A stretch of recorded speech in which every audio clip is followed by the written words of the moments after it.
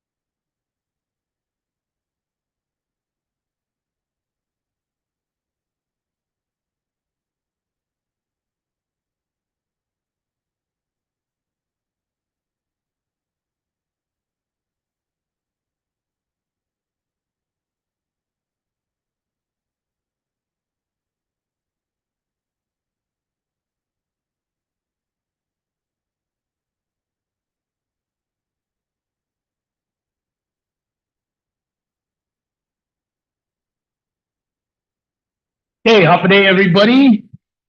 This is a regular meeting of the Guam Ethics Commission called to order today, Friday, January 26th at 12:38 p.m. in the afternoon.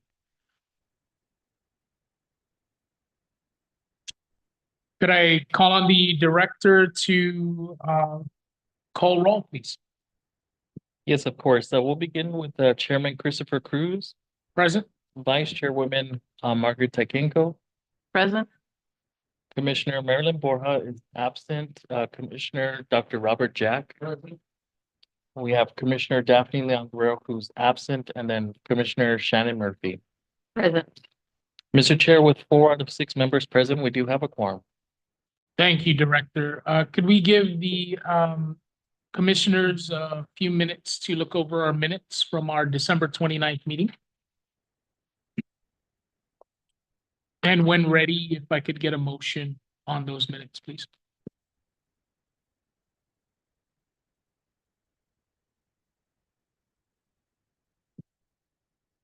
Motion to approve the minutes. From last week. Second. Okay, any further discussion? Yeah. Okay, let's put it to a vote. All in favor of approving our minutes as presented for our December 29th meeting? Aye. Aye. Aye. Any opposed? Hearing none, the motion carries unanimously. Thank you. Next, we have the executive director's report. Thank you, Mr. Chair. I do have a few things to share with the commission. To start things off, I have a ethics training update that you'll see in your packet. So repeating, for the month of November, we had 153 online workshops. There was no live workshop, so the total was 153. In December, we had one workshop with 115 persons attending, and then 112 who completed online, bringing our total to 227. And for the month of January, this is preliminary data. We had one workshop with 138 participants. And then online as of today is at 197, bringing our total for the month as of January 26th at 335 participants. So we still expect for that to grow, I guess, for the remaining days for the month of January. The next, I'll report on the citizen-centric report. So we're pleased to have released the fiscal year 2022 citizen-centric report in compliance with 1 GCA section 1922. The report aims to give public information about the commission's operations and initiatives promoting transparency and accountability. And the citizen-centric report is a valuable instrument for assessing the commission's effectiveness and fulfilling its mission to promote ethical conduct among government officials. We've also been able to post that on our website, so I can share that. It's on the main page, and it's also been transmitted to the governor, the legislature, public auditor's office, and the office of the attorney general. So they can download that citizen-centric report right here in the main page, and then get updates about the commission. Okay. And then the final thing for the director's report that I'd like to discuss or to share with the board is an update on the budget. So you'll see that we still are operating at a healthy amount. And so the bottom line here is absent all of the encumbrances that we hope to achieve within the next few months. There's still small cushion, 24,000 unused funds that will probably obligate to items that arise based on the commission's action. And then that will conclude my director's report. If there are any questions? I have one. Were we able to have these live workshops with the people? Big group. Yeah, so we have several venues that we pull at the University of Guam. We've hosted at the class lecture hall. We're working with School of Business to see if their multipurpose room is also available. The one with the 138 participants, we were at the Sinahanya Multipurpose Center, so we've been able to use their space. We try as much as possible, Commissioner Murphy, to utilize government facilities. in the event the government facility is unavailable, like it was, I think, back in October, then we were resorted to having to use a hotel facility to accommodate the size.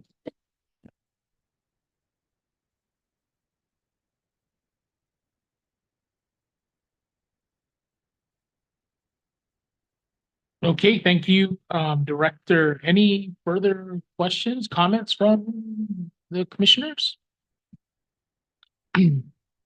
All right, good work on the trainings. I think that's critical, right? Coming into our deadline of May, right? To get everybody trained. So yeah, good work. Please do keep us posted regularly on the status, and then especially with those that need to. I'm sure the reminders are going out and you're on the phone and whatnot. So, okay.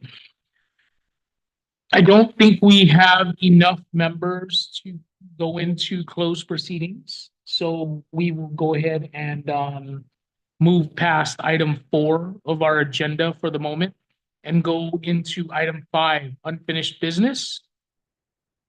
Looks like we have a resolution 2023-001. Yes. So thank you, Mr. Chair. This resolution was adopted by the commission at its December meeting. And this was to authorize the commission staff to subpoena witnesses, administer oaths, and take testimony relating to the matters before the commission regarding case number ETH 23122 UT 201. The reason why I place it on the agenda is I'd like to ask the commission for a modification on the resolution number. So we assigned it resolution 2023-001, but we have a different number series that we follow when the resolution pertains to an ethics complaint versus a traditional resolution that the commission has adopted in the past. So my request is if we can amend that resolution to renumber it as resolution 2023-101.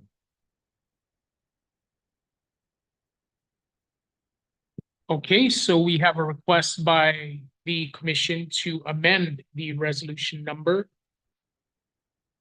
Could I get a motion from our commissioners on that? Motion to approve? I second it. Okay, any further discussion? Okay, let's put it to a vote. All in favor? Aye. Aye. Aye. Any opposed? Hearing none, the motion carries unanimously, Director. We can go ahead and change the name of that resolution as requested. Thank you, Mr. Chair. Moving on, item 5B of our agenda, we have the review and approval of the annual Executive Director Performance Evaluation and Pay Adjustment. All right. Thank you, Mr. Chair, and thank you to the commissioners for their responses.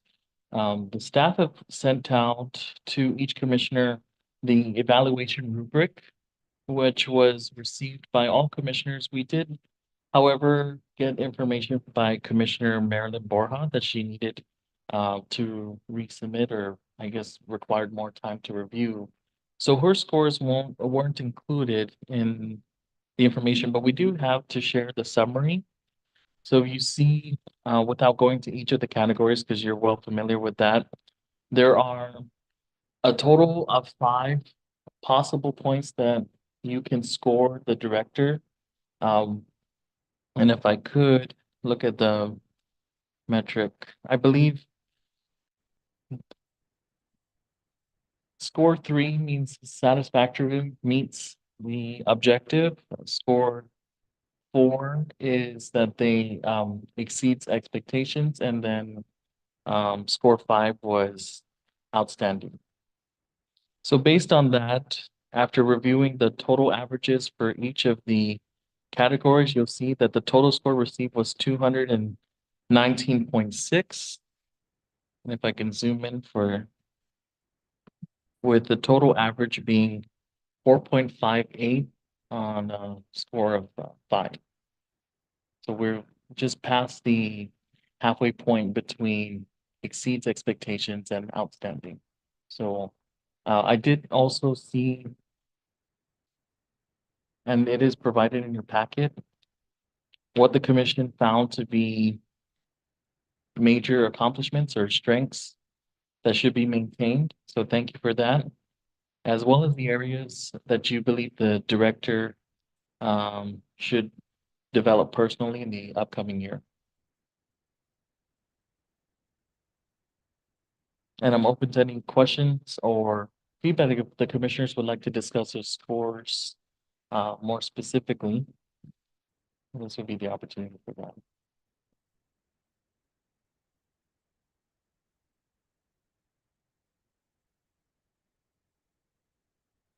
I believe some highlights for what went well, and I do thank the commission for their feedback. Overall, there was professionalism, good managing of the staff and resources, an understanding of the resources that the commission requires on budgeting. So thank you for those commendations. And then you also highlighted knowledgeable in the Guam statutes and concerning the mandated reports and others, which would have to be submitted on behalf of the commission. Areas of improvement spans a few areas. So it sounds like you'd like to see more engagement, more perhaps a media campaign with the government employees and the community overall about the work of the commission. So that is received. Some talked about professional development such as advanced learning, maybe pursuing a designation or I think one commissioner had it apply for a Juris Doctorate program. So all good things, and really helpful for me to put into my mind what else we could do to achieve or to maintain that level of success that the commission expects of its executive director. Uh,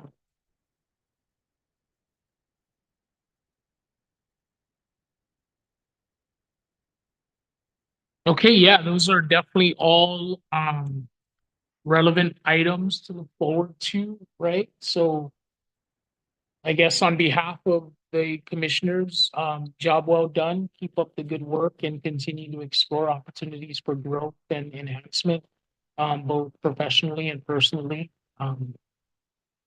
I don't have any questions or comments on this specifically at the moment. I'll leave the floor open to the commissioners, my fellow commissioners.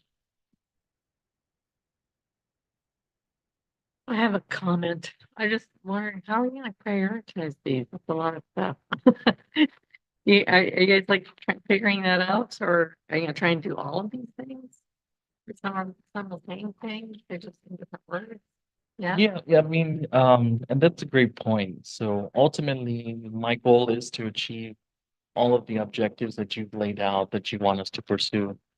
They don't seem impossible, so what we try to do is organize ourselves and what functions we're currently performing to optimize achieving those goals that you set out for the director. Some things though will take time, like getting into a Juris Doctorate program will probably be a little bit more time than a year's worth of evaluation. But everything else about engagement with the community and further advancement of the commission's image across the government, I think we can totally pursue and we're going after. In fact, we've included some items in the budget requests to help support that in the upcoming year. And then ultimately, there is a discussion on the commission's strategic goals and objectives, and I think that both your feedback on the director's evaluation and the strategic goals are going to formulate the overall map for what the year ahead might look like and how we could expect to score again a 5 or 4. I think if I could provide some insight, it was really helpful within the past year. I know COGO was mentioned as a big objective, and so that was a pain point that I was really striving to go above and beyond in. And I'm hopeful that similarly in this upcoming year, as we set out our goals and objectives, it would be good to know what level of accomplishment would warrant a score of 3, which is meets expectations, and then what further level of accomplishment would achieve a score of 4, which is exceeds, and then a score of 5, which is outstanding. In that way, there's a goal line. I could see the finish line and what we need to be able to accomplish in order to satisfy the awarding of a 4 or a 5. And that way the scoring is consistent. Because I think within this past year, every commissioner is evaluating differently. And so while some might score a 5 as outstanding, others might say, well, that we know you can do that. And I'm looking for something even greater than that. And Above so, and beyond, yeah, which I can see the position and I can agree with the position. So hopefully, as we formulate our strategic goals, we can say, Jesse, if you do want to maintain that score of 4.5, then this is the accomplishment you need to hit to get that score. Can you kind of put that, because we have so much that we recommended, can you put something together maybe by next month or whatever, end of February, whatever, to say, this is the strategic plan. Kogel has mentioned these times, this is 3, 4, and 5. Yes. Can you kind of put that together and then we can Absolutely. kind of scrub it? And in Okay. fact, now that we have everyone's responses for the strategic goals, so we're going to incorporate that. And then I can present the plan to the commission for their review and approval in the February meeting. Perfect. Thank you. Yeah, so just in hearing all of that, it goes without saying that this is pretty tough thing to do to evaluate. I mean, there's just lots to go over, lots to consider. And then when you think about our commission, right, you gotta kind of put that into play, and you gotta factor that in. And it also, I think it's also you know, I think it's important to also realize that in as much as this is our director's evaluation, right, this I think is something that we can look at as being like an organization-wide, something more team-based too, right? So the successes of our director or even the lack thereof, for example, is a direct reflection of the team built around our commission. So yeah, I think that's notable. So again, kudos, well done. Continue to set the priorities and we'll continue to be able to measure them a little bit more accurately come 2024 and beyond. So if that is, I mean, barring any other comments, I think the request so that we can upload this is for the commission to approve and adopt that score that you see, the average score of 4.58.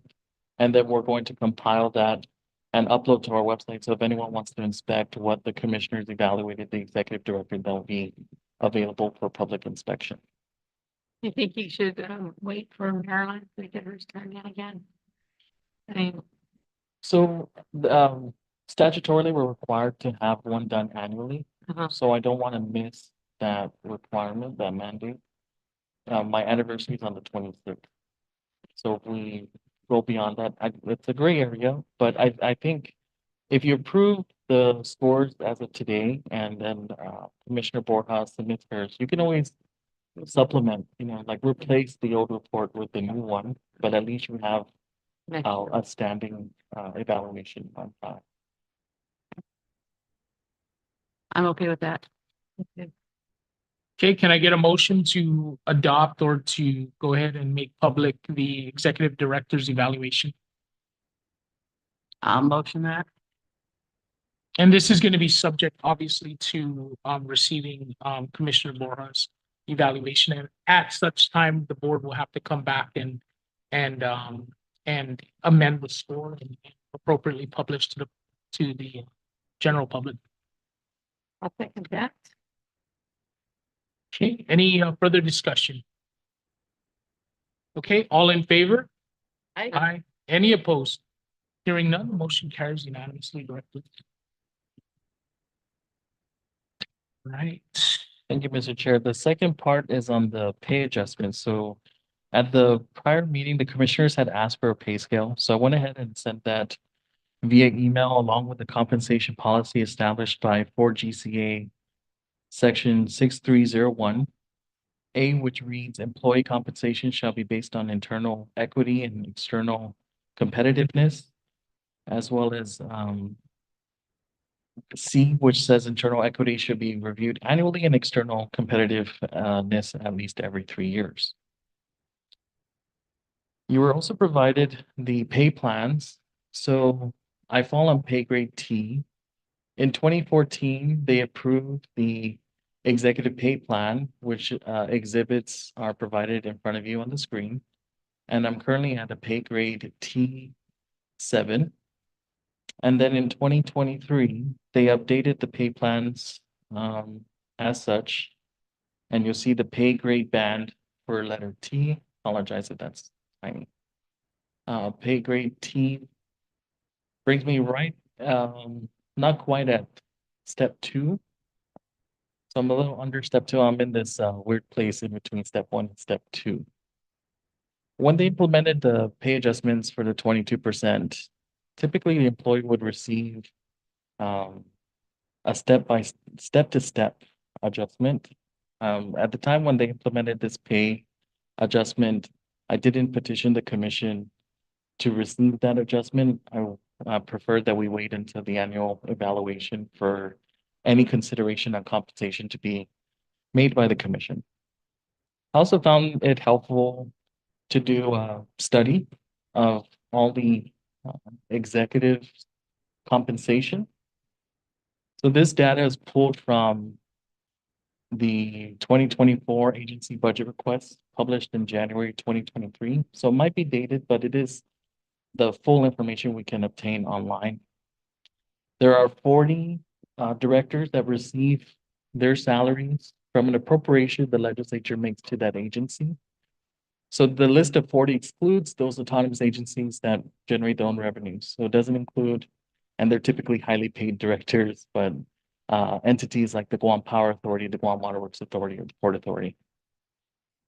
What you find here is that among the 40, I rank 22nd with that salary range there. If you do the high, average, and low, the average salary is 116,542 a month, all the directors. And then we just go back to the pay band, and then the compensation can be decided with the commission what that pay band is. And I'm open to any questions about this data. Can I ask that, yeah, that's one. How many employees do only, I mean, are they paid higher by number of employees or is it like their years of experience? How are we gonna judge where we are on that? The statute varies based on how they're smaller, okay. The statute varies based on the enabling legislation of each agency or government department. So typically, this is evaluated by the personnel division at DOA, then they assign the pay band. When they review the duties and responsibilities of that position, it involves accounting for the amount of employees or the number of employees that are supervised, but also the work of the entity. So does that entity have a scope that spans the entire government, or is it specific to a certain function? Things like that. And so each director is different. Some salaries are set by the appointed authority, which is the governor of Guam, while other directors serve a board or commission. And so if you want specifics, you can reference our statute. So Title 4, Chapter 15 discusses that the compensation of the executive director shall be made at the discretion of the commission in compliance with Guam law. So I figured arming the commission with as much information such as, what sets the pay band, what pay band the director is assigned to, as well as an accounting of all the directors and what is the average compensation from high to low. And then you can make a firm decision as to what you believe to be fair for the compensation of the director. But if you look at the pay band, it starts at 92,000, can go all the way up to step 18.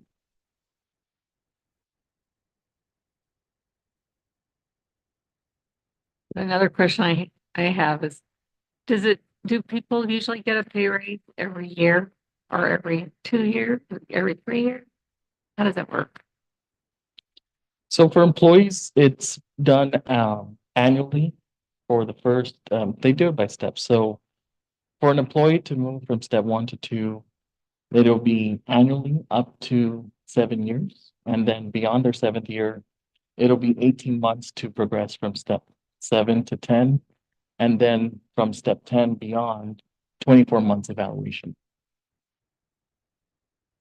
And that's given obviously like a satisfactory performance evaluation or higher, That's right. That's for right. example. So classified employees, that is a step-to-step just for satisfactory, meeting their obligations. If they receive an outstanding score, they're entitled to a merit bonus, which is equivalent to 3.5% of their base pay, in addition to that increment. But the directors, being unclassified service employees, are not entitled to merit bonus pays. All that the director can receive is compensation that is set by the commission.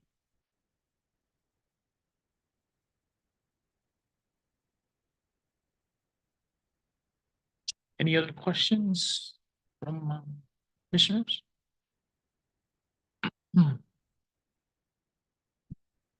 I'd like to propose to move the director to a step 2 as presented here on this, I'm gonna call it a newly revised pay scale. Is that what it is? Okay. Step 2. Step 2, moving you from in between a 1 and 2 to a 2. Is that feasible? I would confirm. I would agree with that.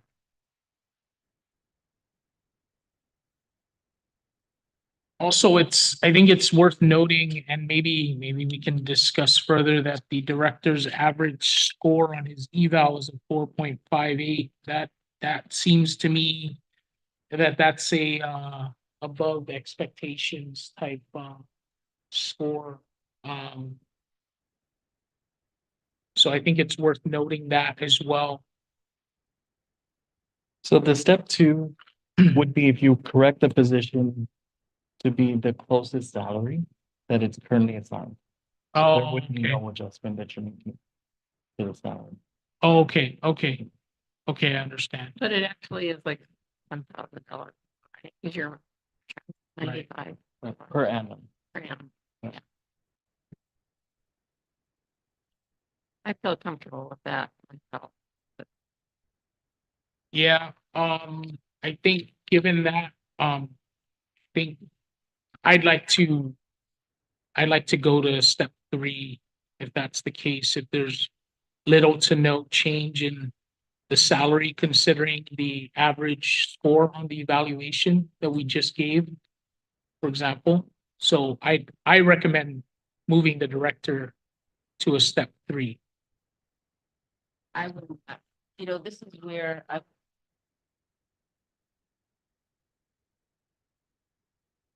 I would rather either A, wait for the other commissioners and get their input. Number 2, I have no problem going to step 2, and putting a merit on top of that. But I don't see where we need to go to a step 3 if we do a step with a percentage. To clarify, commissioners, the unclassified positions aren't entitled to merit bonuses. Oh, Right. okay. So, the only authority the commission has is to set a salary for the director, but not to provide for a merit bonus.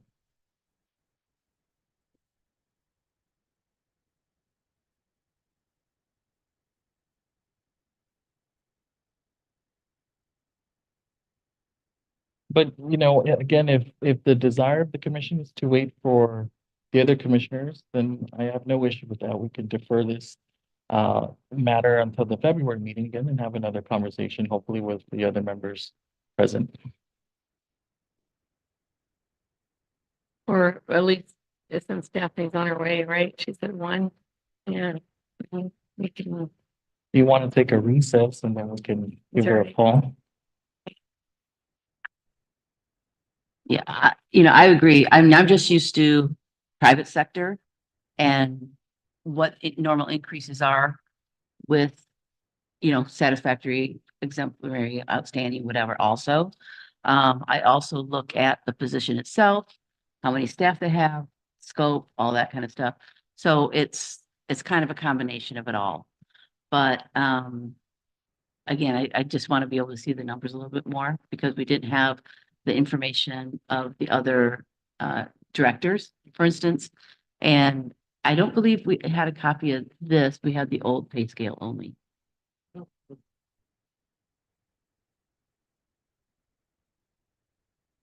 Ah, okay. I think I stopped at that pay scale because that's what I was looking for. So. Mhm. Yeah, I think that's what I was looking at. Was going up to step 8 from 7 to 8. But I can do a recess, Mr. Chair, and I can call Commissioner.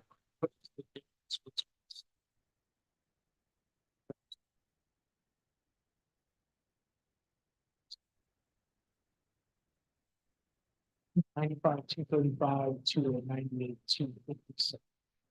So just over 3,000. Yeah, that's what. And if you go to the news pay scale, it's what? We can go from 95 to 100. No, well, the Oh, no, but he's not at 92, he's in between, remember? He's at like a. Oh, the thing at the moment. yeah. So you're going from a 3,000 increase to a 5,000 increase, and I don't know if I agree with that necessarily. And I'm not the HR Okay. expert, so I'd like to kind of, personally, I'd like to work with our HR person who knows this better than I do. I just know what I would do. Okay. Because I know within the step, you have.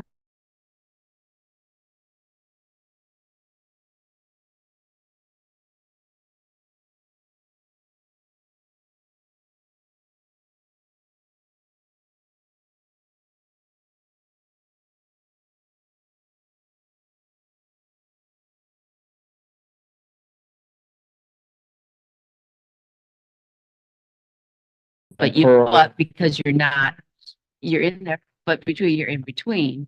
So it's a matter of how do we get this on board? So we all saying T1 to T2, but because he's in this weird position, so what do we say? Mhm. Do we always go from, do we bring it back? Do we bring it back up? Do we go up?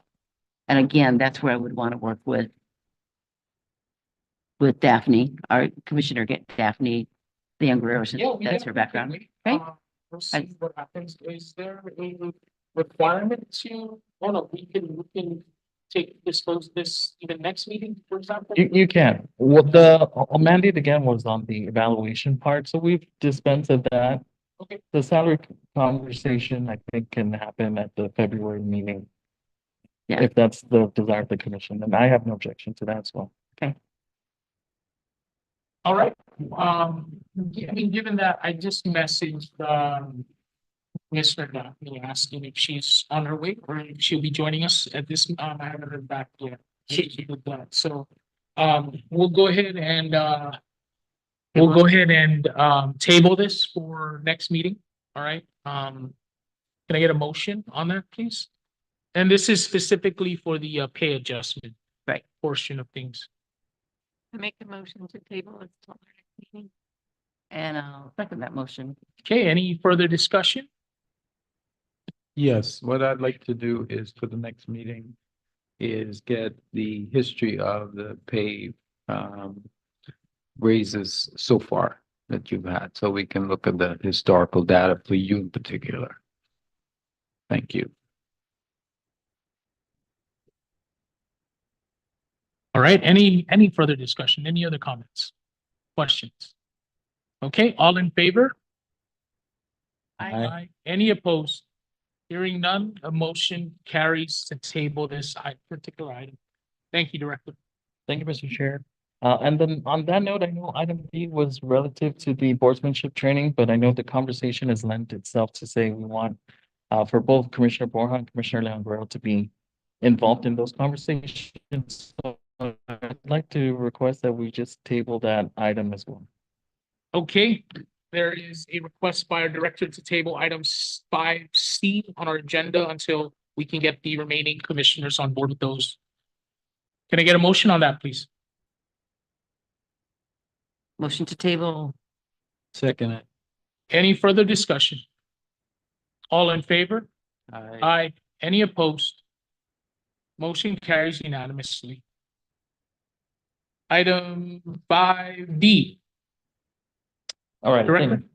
Thank you, Mr. Chair. So I'm pleased to present the changes based on the initial review of the commission. Some feedback that was received was we'd like to see an item for a media campaign for both traditional and social media.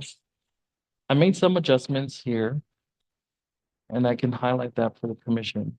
But just to reiterate, we're going to defer hiring of the vacant position of the Ethics Investigation Compliance Officer 1. So that'll help maintain our level of expenses for the personnel category. We are going to repeat the request for the travel so that the commission can attend the Council on Governmental Ethics Laws conference.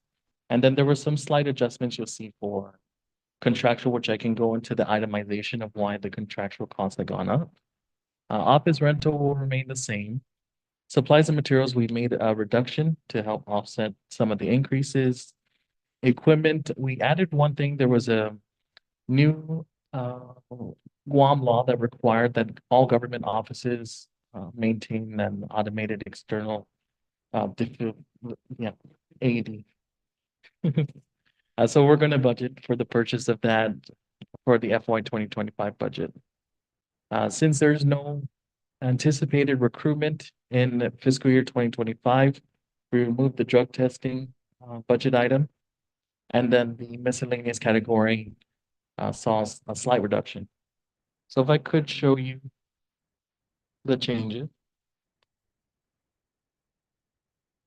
So for contractual, see if I can zoom out so you can see that. There you go. So for contractual, what you will see is the unit price, the 25 requests, and what was authorized in 2024, and if there's a variance. So as you can see, the copier lease as well as the legal contract and the prosecutorial contract will remain the same. I did include a line item to add a conflict counsel contract. So this is an attorney firm recruited in the event that we have a case that there is conflict within both our legal counsel and the prosecutorial counsel, then they would be able to take on that case and still provide services to the commission in adjudicating said complaint. For the video conference subscription, it's maintaining that that cost there. And then for the website maintenance, it's an increase of $5,000. We'd like to explore. After the COCO conference, we discovered about learning management softwares. So we want to see what we can do to enhance our training capabilities online using those softwares. There's a $5,000 budget for social media campaign, which was requested by the commission. And then professional membership dues. Originally, it was just COCO, but I'd like to propose that we join as individual members for the Ethics and Compliance Initiative. This is where we're getting our professional designation in ethics and compliance, as well as the Association of Government Accountants Guam chapter. So that would be an increase of $610 for those professional memberships, but then it also expands the resources available to us to help perform our duties. For the supplies and materials, we just maintained folders and envelopes at the amounts indicated there in the screen, and then we removed certificates, and that's offsetting some of the increases in the other categories. The AED, as you see there, for 4,000. And then for miscellaneous, we have meeting advertisements that remain the same. Stipends, we're able to reduce because the frequency is not as often. We were predicting that we'd have a minimum of 2 meetings a month. We do just one, so we've been able to cut that in half. And then we have procurement training that's maintained. Because we're doing away with the ACE 400 and we're now launching the new financial management information system, so we thought that that budgeted item would not be any more necessary. So we removed that. Postage, Is there a cost? I'm sorry to interrupt. Is there a cost then for the new system? there is a cost, but that's absorbed by the Department of Administration that's managing that account. We haven't yet been informed if there would be a cost for membership right from us. But if there is, you know, we have enough room. I think we might be able to defer the purchase of one or two items to make up for that cost, but we can address that, I think, in the year ahead. But if there's a recommendation, if you'd like us to maintain some amount in the anticipation that there would be a cost, we can also do that as well. Yeah, I think, I would like to see a provision for that. You know, anytime that something new is coming on board, it's anticipated that it's gonna cost something to us directly, so let's just try to provision for that. If not the 2,000 we see here, you know, I'm okay with you know, leaving that up to you at your discretion. That kind of just be my take on the matter. I think instead of 2016, we'll just leave it at 2,000. I'll give it. Fair enough, thank you.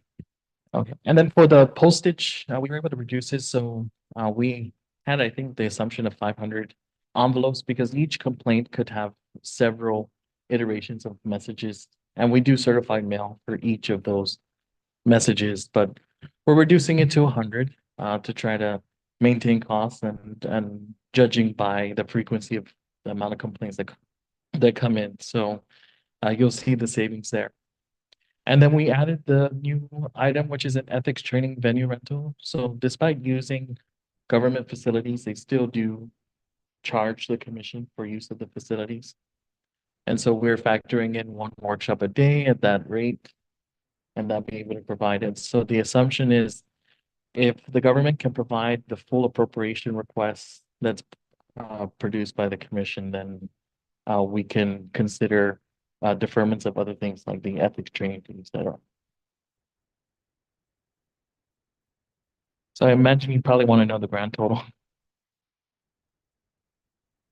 The commission was in receipt of an appropriation of $531,070. With those new changes, the new budget request would be 552,000.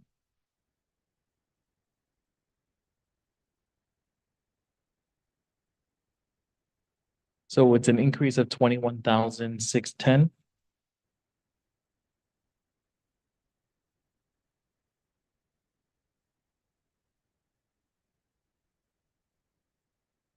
And I'll just get that percentage, 4% increase to the budget based on the current year appropriation.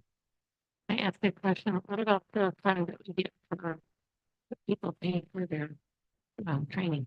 Is it in there? No, this is just a request on the appropriation from the legislature from the general fund. That's all forever. No. It's just in the bank. Okay. Which I think is a modest adjustment, factoring in the increments that the classified employees will receive. That's factored in there as well. There are, of course, new initiatives that this budget reflects, such as the enhancements to the learning platform, and then the recruitment of a conflict counsel. But again, we've offset a large number of those increases by saving on the production of certificates, and then the stipends again was cut in half as well.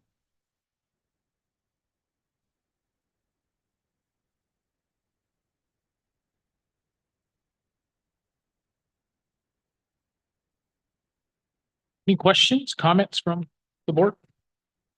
I'm just curious about your idea for the social media campaign. Would you be higher? Is that to pay for campaign on the social media platforms, or is it included in consultant?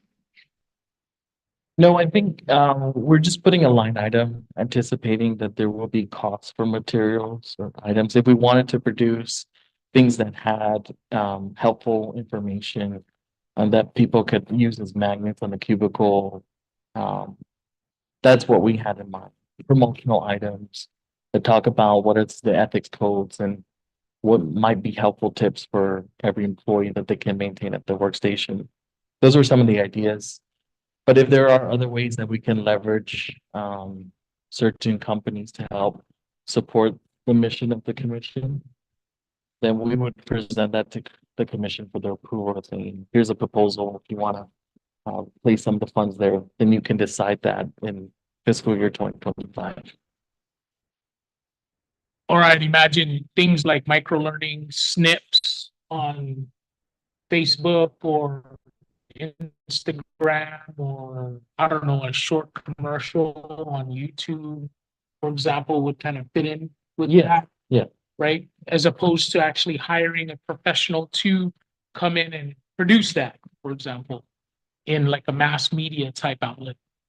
Is my understanding correct? Yes, all are included under that umbrella for social media or traditional media campaign. It's whatever service or material that would help serve in promoting the commission and the work that we do. Do you think it'd be worth, trying to, you were saying, doing repeating commercials on the legislative channel? There's a couple of channels that, I don't know if everyone employees watch them. I mean, there are different mediums to reach audiences. Even with social media, you can expend funds to boost content so that folks within our areas would be able to see it. Yeah, I'm also thinking about if people who aren't in the government are seeing that, if they would like get them a clue on what to do. They see something, say something, that can be an idea.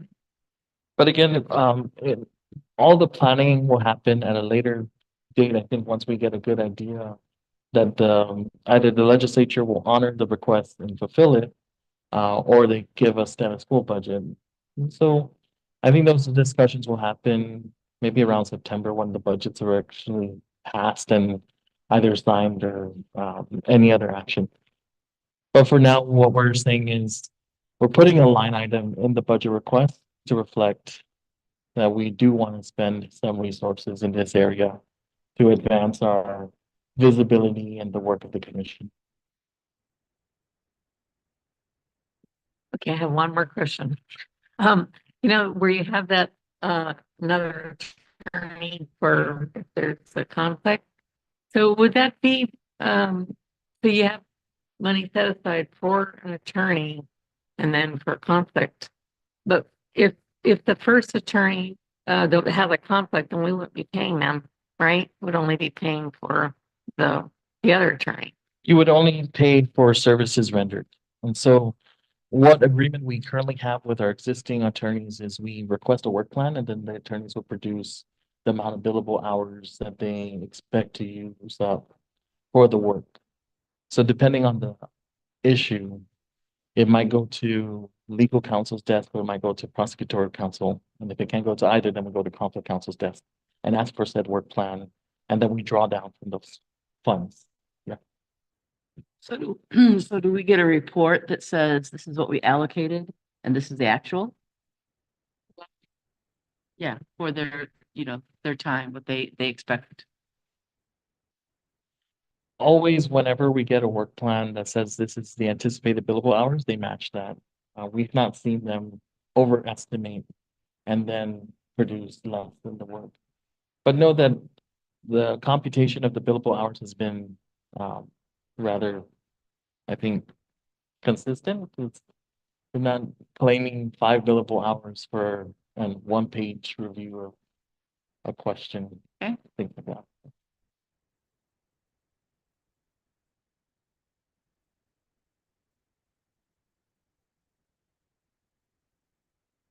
Any other questions or comments on our proposed FY 2025 budget?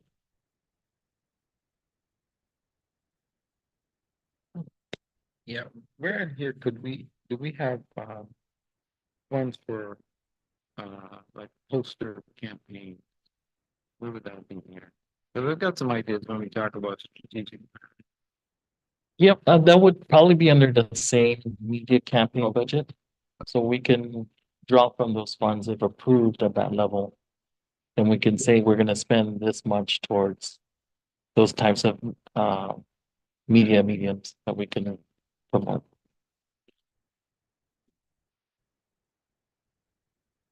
Sounds like we really want this media campaign to take off, and I'm gonna be just very blunt, and I don't think 5,000 is gonna do it then if we want post printed and digital. Right, but again, we'll wait for your plan and we'll go from there. And I think it's appropriate, right?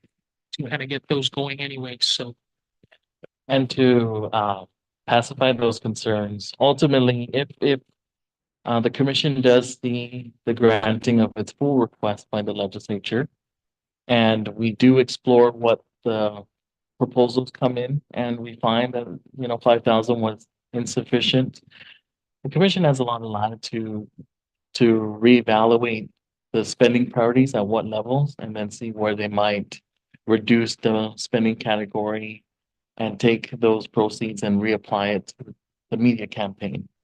Because you want to be able to reach that budget. But this is just, I think, a starting point.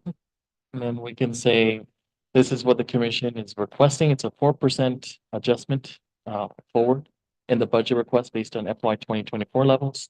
And this is what we aim to use the resources for. Hopefully it gets approved as requested. And then we can go from there, presenting the commission with the proposals and making a selection of what they wish to use those funds for.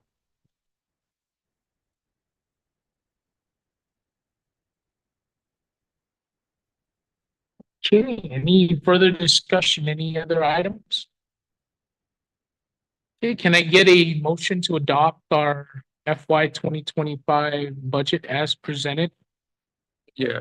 Mr. Chair, we actually drafted a resolution Okay, to affirm the adoption of the budget request, which will attach to the full budget request. I can ask the staff if they could read the resolution,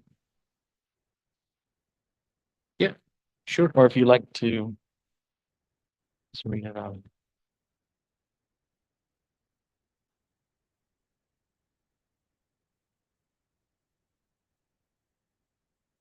I can read.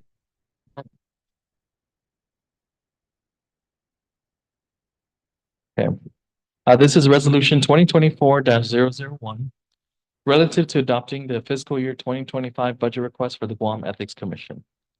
Whereas the Guam Ethics Commission was established in Chapter 15, Title 4 Guam Code Annotated, primarily to adjudicate complaints filed against elected officials, appointed officials, and public employees of the government of Guam for violating the ethical code of conduct. And whereas in May 2021, members of the Guam legislature heard and debated Bill 8536 relative to affirming the independence and autonomy of the Guam Ethics Commission. The bill passed unanimously by the body and was later enacted as Public Law 3628 by Governor Lou Guerrero. And whereas the Guam Ethics Commission is a vital government agency responsible for upholding ethical standards and promoting good governance in our island community. And whereas the Guam Ethics Commission plays a crucial role in maintaining public trust by enforcing ethical standards for elected officials, along with all persons employed by the government of Guam. And whereas the Guam Ethics Commission has demonstrated its commitment to fulfilling its duties by providing timely and effective guidance on ethical issues and enforcing penalties for violations of the ethics code. And whereas in January 2024, when setting its annual budget request, the commission found that it desired to maintain the current level of performance while strategically pursuing advancements in key areas such as the adjudication of ethical complaints against public officials, the conduct of ethics training for government officials, and an increased awareness on the ethical code of conduct across the government on behalf of the public. And whereas the budget request for fiscal year 2025 will empower the commission to enhance the online ethics in government program, allocate resources for promoting the Guam Ethics Code throughout the government, and establish a conflict council to assist the commission in resolving complaints when both the legal and prosecutorial councils face conflicts. Now therefore be it resolved that the commission affirms through a vote of 4 or more members its adoption of fiscal year 2025 budget requests in the amount of, and then I'll look at the $552,680 to meet its statutory duties.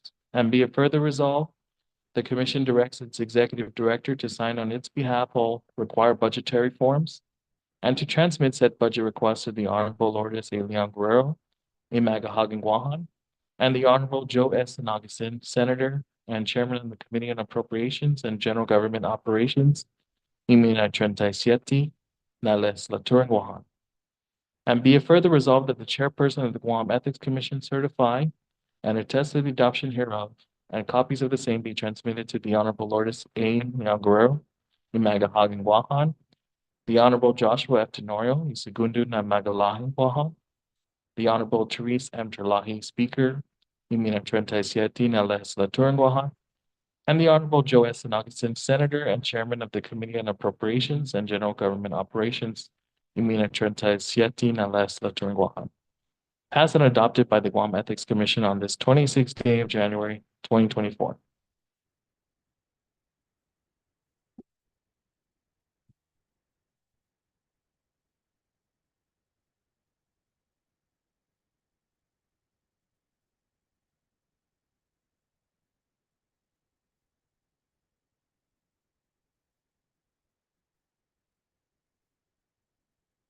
Okay, can I get a motion on resolution 2024-001, the adoption of our FY 25 budget, proposed budget? I make a motion to approve this. I'll second the emotion. Okay, any further discussion? All in favor? Aye. Aye. Any opposed? Hearing none, the motion carries unanimously to adopt the resolution 2024-001. Thank you, Director.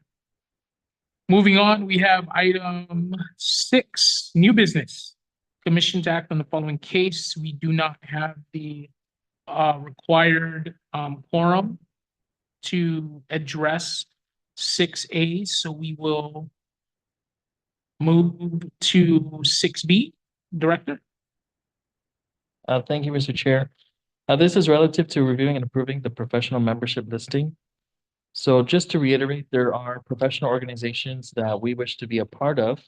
And so my request is to ratify the decisions to involve ourselves as members and to pay the membership fee. Of the organizations, the first one is the COGL, which is the Council of Governmental Ethics Laws.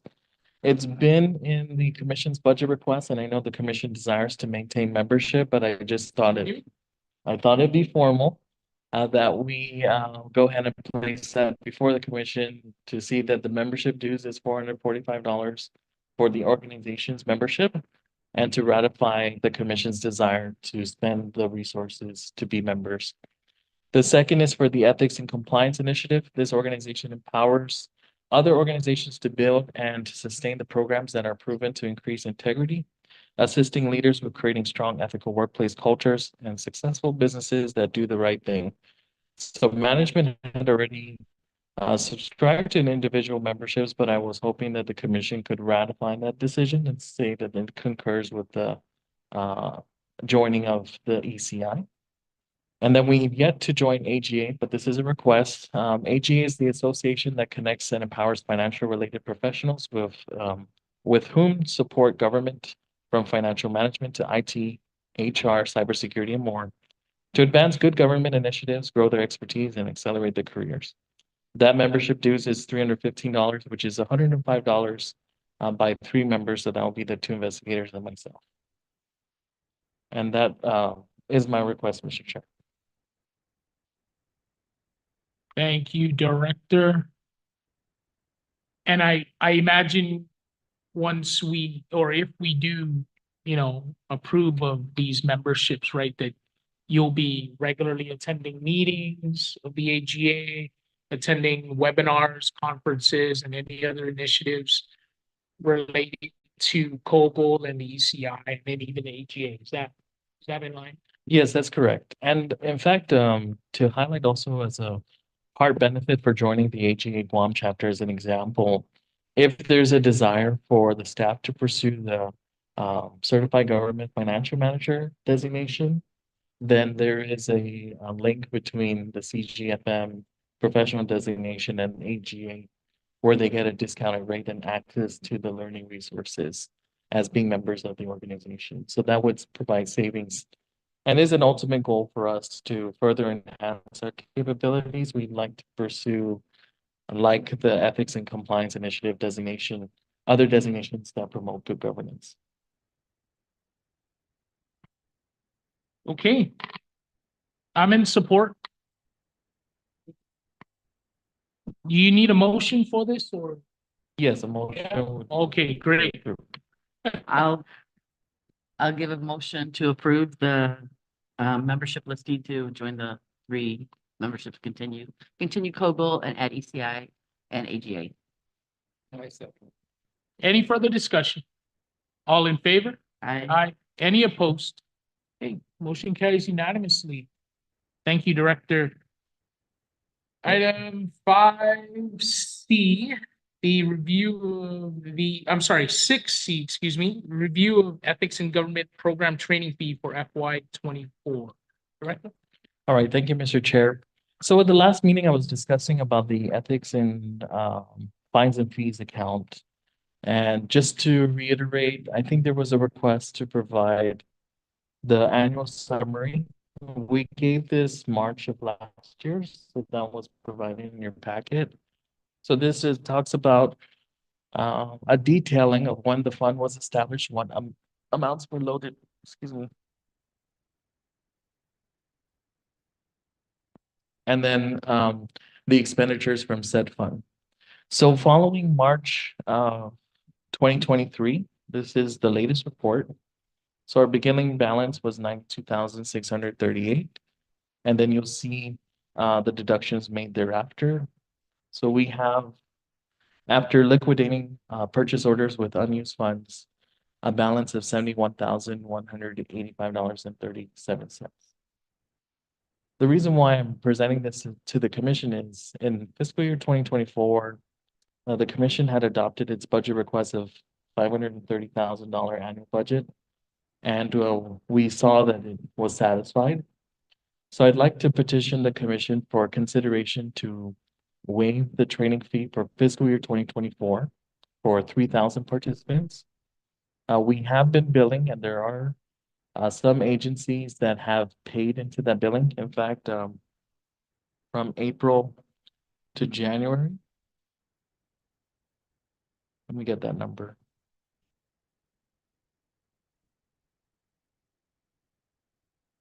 We billed $177,000 and we received about $82,000. So that are funds that was collected but not yet loaded into the expense account. So that 82,000 would add to the amount you see there, the 71. So the request would account for fiscal year 2024. All registrants up to 3,000 would not be required to pay the $80 fee, since we'll be able to sustain that with the current budget allocated to the commission. For those entities that have already paid, we're going to apply a credit beyond the 3,000. So if we've reached our cap, and as an example, public health had paid for 100 employees, so they can register 100 employees at a future training without a fee, since the commission had adopted waiving that for fiscal year 2024.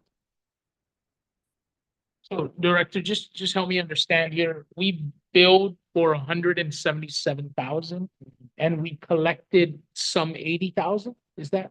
That's correct, but So- it hasn't yet been loaded into our That expense money account. hasn't been loaded yet. Right. So are we just gonna wash the remaining 80 some 90,000? No, there will still be efforts to collect that, because the actions of the commission, if it is approved as requested by management, is just for all billings moving forward, up to 3,000 employees. Would not have to pay the $80 fee. Last meeting, there was some that had a position, the fee should just still be charged because it's in order to promote good governance. And I respect that position. I can sympathize with that position, but at the same time, I find that if we know what is the total cost of operating the commission, and that's since been satisfied, then perhaps we can, at least for this fiscal year, waive that fee. And then I think present that to the legislature. If we want to sustain that waiver fee for every fiscal year later, then we would need to see that the legislature meets the commission's budget requests.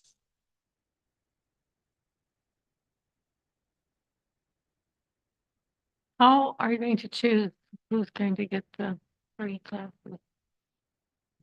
It would be an accounting, so we have a general ledger that master invoice log of every entity that we billed at what amount. And then we have also highlighted which entities have already paid and at what amounts. So we would generate a credits log to know what entities have how much credit and then when we're drawing from that credit. We're billing them by. Sorry, we're billing them by the number of employees, participants going through the training. That's right. So the waiver would only be for 3,000 employees because that's been the goal for the fiscal year. Post 3,000, then the billings would start to kick in because now we've exceeded the costs that we budgeted for FY 2024. Does this reward agencies that quickly sign up for training? I'm just thinking, I remember you mentioning there are some agencies that have even signed up for training, so maybe this could be a motivation for them to do sign up. You know? It would motivate the entities that haven't signed up to the degrees we expect them to, like the Department of Education. They might be constrained with resources, so this would be their opportunity to get their employees through because that barrier has now been removed from them. But for the entities that have taken advantage and have been diligent in paying the commission, the best benefit we can offer again is to provide for that credit, at least for fiscal year 2024. Prior fiscal years is a different story because the commission's budget requests had always come in higher. And if you recall, the very first budget approved for the commission was at $194,000. And so that was severely insufficient for the full operation of the commission, and we had to augment the gap. And that was why the fee was instituted in the first place, was we took what was the operational gap, and then we divided that by the total number of employees we intend to train.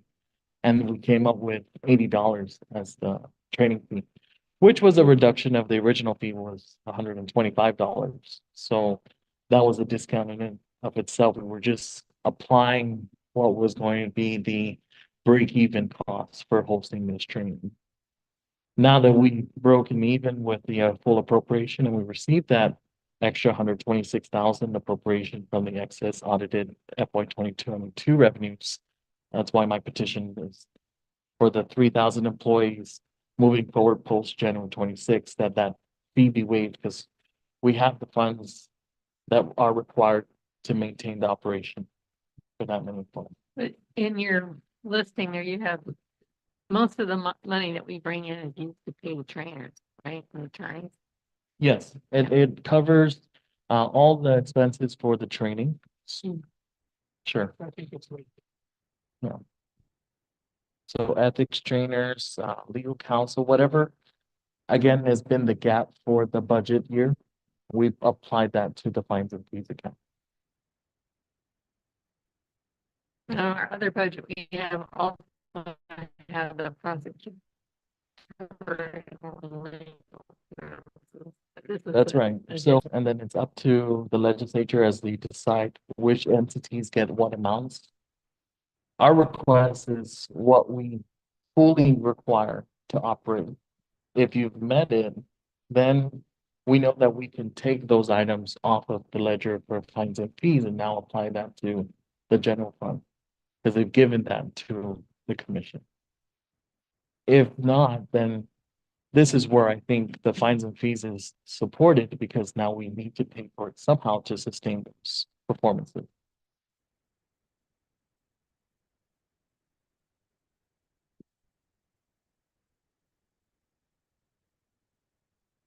Clarify, the departments are paying for this, right? Not the individual employee. That's correct. Yeah, it's always been the entities. And so when you used DOE for an example, who have not paid, correct? Correct, And they have not sent any employees to training. Is that correct?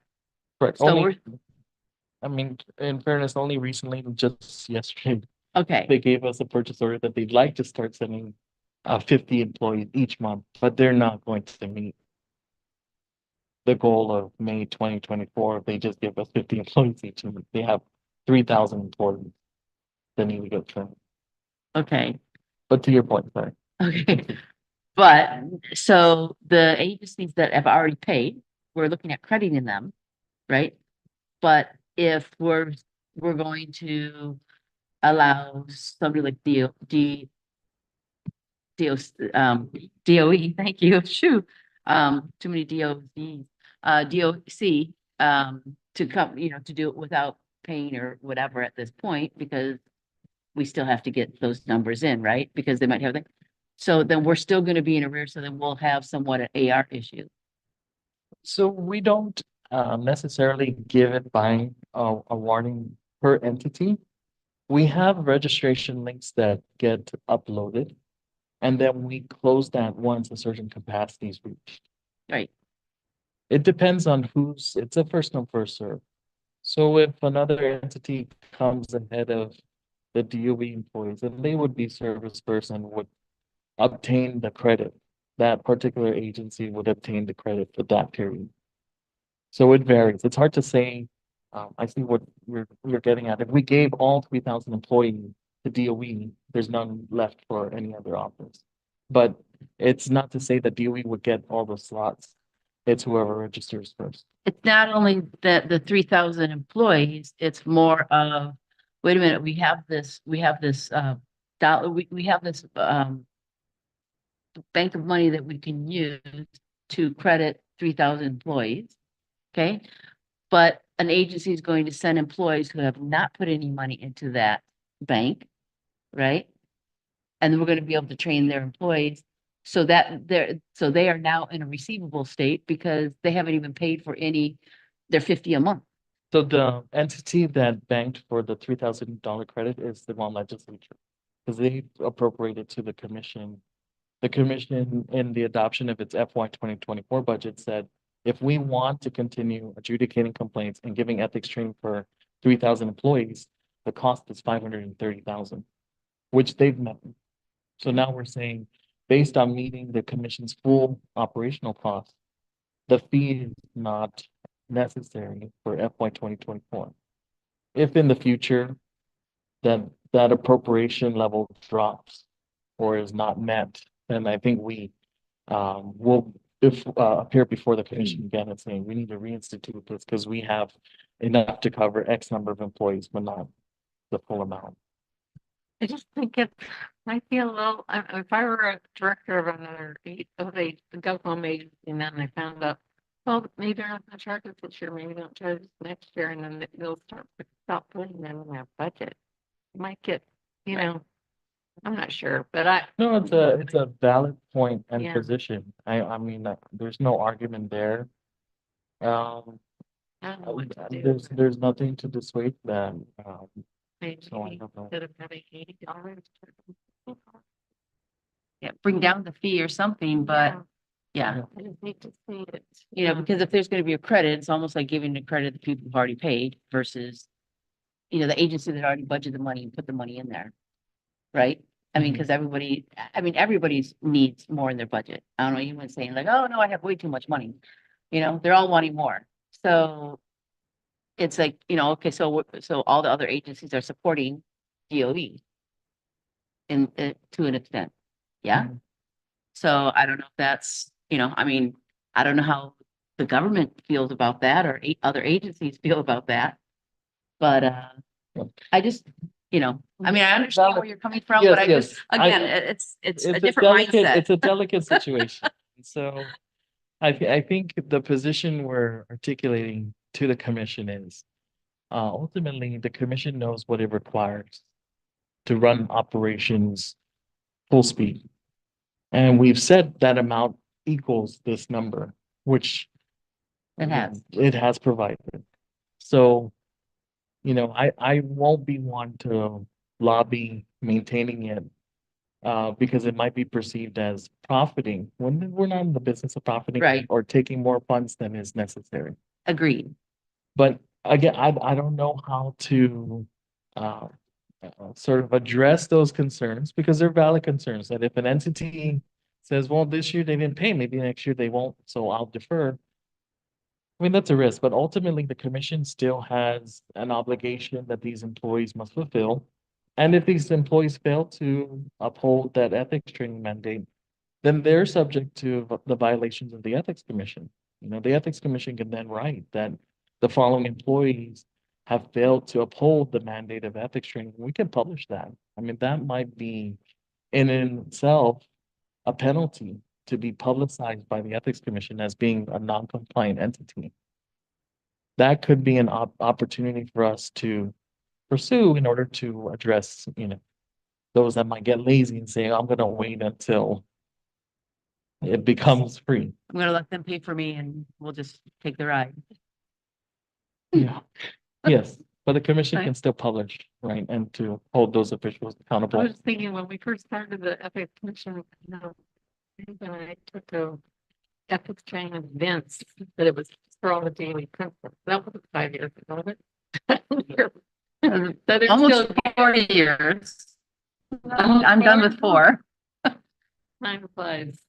I think the Well- big issue that I'm seeing is the propensity for this waiver to attract people to come in and do the training in light of the May 2024 deadline, right? And I think that it's worth a shot to take, you know, in encouraging that, right? Especially if we were given the budget that we need to operate, for example, aside from the collection aspect of things on this particular training fee. So if DOE has not sent anyone to training since the beginning, and have not paid anything since the beginning, why have we not published that yet? They've sent 2, and we did publish it at the September meeting. We've accounted for the top 10 non-compliant entities, which we've also shared with the commission. I think that's what led to us getting a purchase order for a minimum of 50 each month for the next several Okay. months. But yes, we are addressing it. Okay, so just, the way I see it, there's one pool of money. No,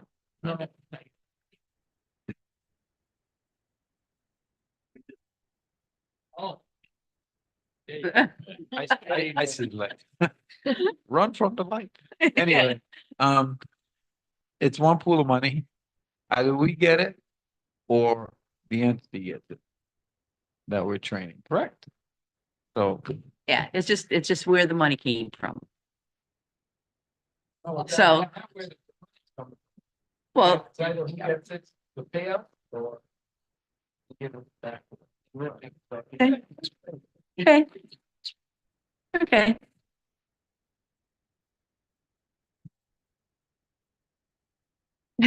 I'm I- for the waiver. I think it'll help I encourage agree. the agencies that are yet to comply to hopefully start complying. We do want the teachers and the people at DOE to take the class because Yeah. it's important. And, you know, all of our kids go there, and the whole island. It's not like, you know, they can. All there. It's only one example, but it's a big example. Yeah, Right, and to add further, you know, you don't lose these employees because again, there is a recertification mandate, so beyond their initial training, you do get refresher courses every 4 years. So, I mean, those employees will come back in 4 years' time. And the situation may be the same or may be different in which they pay, so ultimately it should flow, I think, depending on the environment that we're in and what resources we have available, but to Dr. Jack's point, absolutely. I mean, even if it's not coming to the commission, at least that government office can still maintain that and use it. Who knows? Maybe they're gonna throw an ethical party for their employees. as a Congratulations for filling the tent. But I do appreciate the discussion that we've had. all the points are valid, all the positions I can empathize with. So I appreciate if the commission is able to reach a decision and we can pass that news on to the employees. And maybe just, I don't know, just one final note, and it's not even on the fee per se, but if we need to reach out and target DOE specifically for training, then, let's see what we can do within our powers, right, to make that happen. Again, they are the largest employer, right? And it is known, right, that they're up to this point, they've not received the training. So if we can maybe hone it a little bit deeper and try to get the management and the powers to be there to get on board. And if we need to go out, and cater to them specifically, then let's see what we can do to make that happen. We probably could just give the training at school, right? It's, yeah, because they have cafeterias and, I mean, all of those are available. I mean, I know as we discuss entities that are non-compliant, the reality is it's just one. Everyone else has been really good at sending their employees. But to the point of the chair, the commission, yes, we'll do everything we can to accommodate and be present and available to DOE and its workforce. We've done that since day one. We'll sustain that. I mean, I know DOE always struggles with their budget, so I understand it, but it's just a lot of buildings, a lot of maintenance, a lot of issues. Okay. Well, now we're saying, come on in, we're not gonna charge you, so there's little to no excuse at this point, I think, or at least that's what I want to say, right? So, I'm in favor of waiving the training fee for FY 24 as requested by a director and the This would be commission, for so. 3,000 employees. And then again, we will do an accounting of those entities that have paid for fiscal year 2024 billings and apply credit correspondingly. We'll generate a report so the commission can see which offices they are and at what amounts. For those billings that have been issued but not yet collected, we're still going to hold them as due to the commission and then apply the credit once they've been paid instead of waiving that and making that part of the 3,000. Okay, noted. Can I get a motion on that request to waive up to 3,000 employees, the fee for the ethics and government training I'll make the motion to approve the government training fee waiver? waiver. Thank you. Can I get a second? Second. Any further discussion? All in favor? Aye. Any opposed? All right, motion carries unanimously. Thank you, Director. Where are we? 6E, election of officers pursuant to Guam Ethics Commission Policy 4. Oh, excuse me. 6D, excuse me, sorry, I misstated there. Item 6D, the review and approval of the annual performance evaluation and pay adjustment for our staff. Director? Thank you, Mr. Chair. We do have one personnel that is on limited term appointment. So our admin assistant Ariel just did her 1-year evaluation, so she's due for renewal. My recommendation is to maintain her employment. She's done a great job and she's been a tremendous help. So the 2 investigators had done her first line review and recommended her for exceeds. So I'd like to propose that she'll move from J1 to J2, a salary of 39,349, and to place her on unclassified employment. We're waiting for the listing of eligible employees for the admin assistant before we call for interviews to permanentize the position. DOE is developing the list, but in lieu of that, I'd like to request for unclassified employment for Ariel Navarro, admin assistant at a salary of 39,349 per annum. Well done, Ariel. Well done.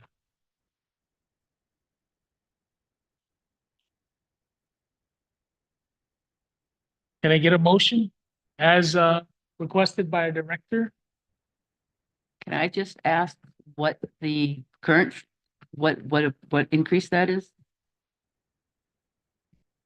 J1 to J2 would be from 37,913 to 39,349, Okay, 3.5%. thank you.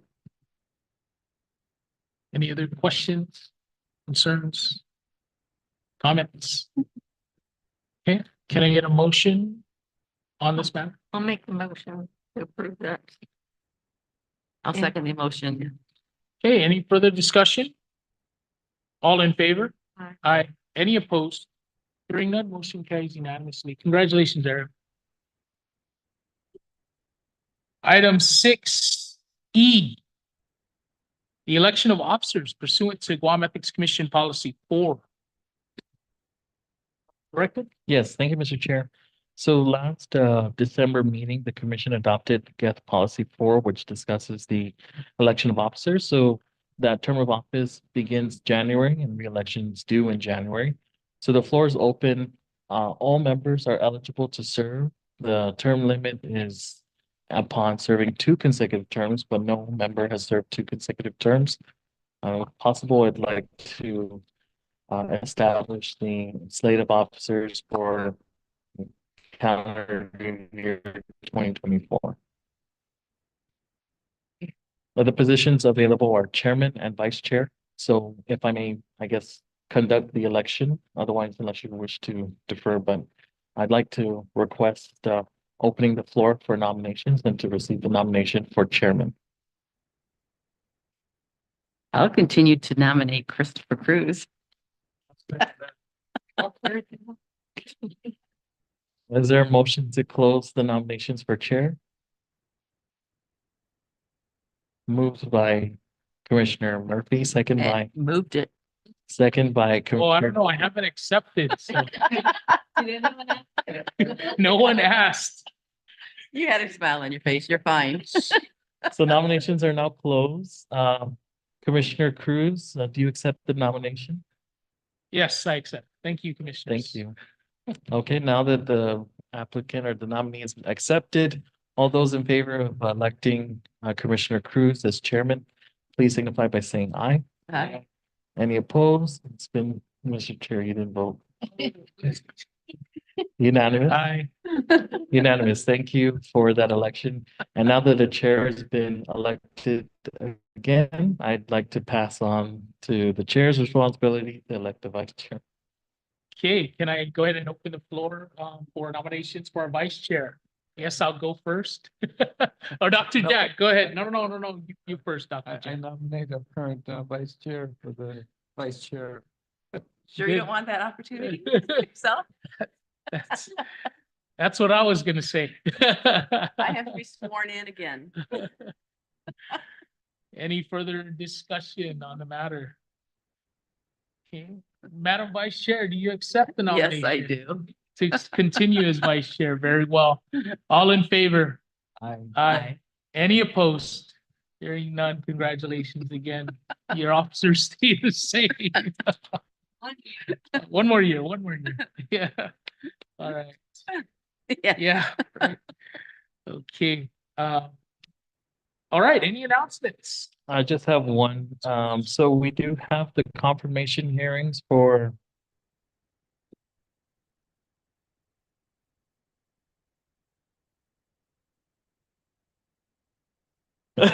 that we can propose a resolution for that, Dr. Jack.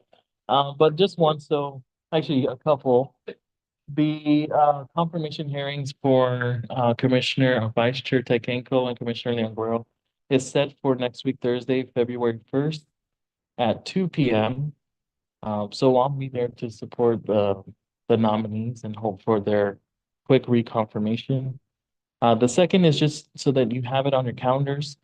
Again, the commission has set its meetings to be on the last Friday of each month, so that would leave February 23, Friday at 12:30 as the next meeting for the commission, unless there are any objections.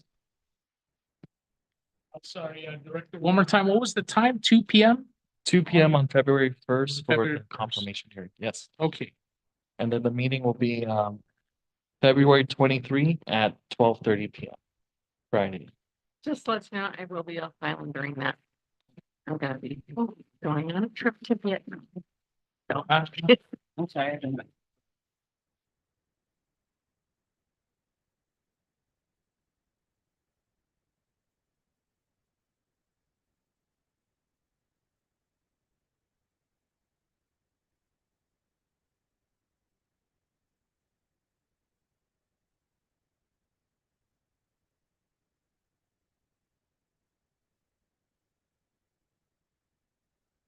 I'll have the calendar invite and then I'll do a standing poll with the chair to see who's available. I look back. Okay, noted. Maybe we can, come back and dispose of the cases at least, in respect for meeting. I don't know, 2 weeks or so, or Well, I know it was set for Fridays, but if the commission wants to meet Thursday, the 29th instead, Thursday. the following week. February. Okay. When do you- 21st.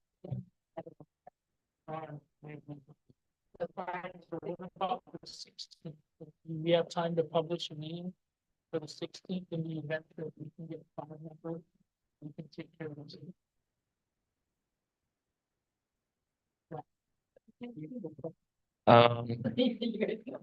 It might, if we will.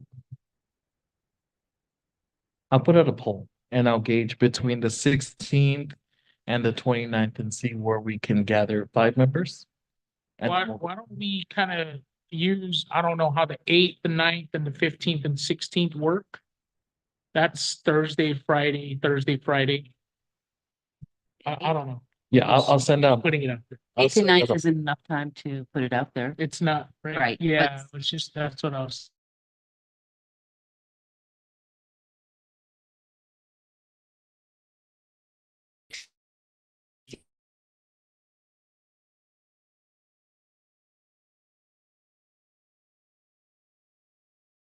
It'd be. I'll put out a poll for the dates that comply with the notices requirement. Okay, And then based on the first date that we obtained 5 confirmed, we'll move on that date.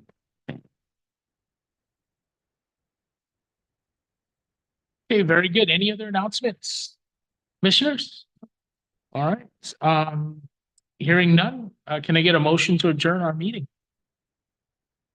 Motion to adjourn. And I'll second that emotion, All that right, motion. okay. Meeting's adjourned at 2:11 PM. Thank you, everybody.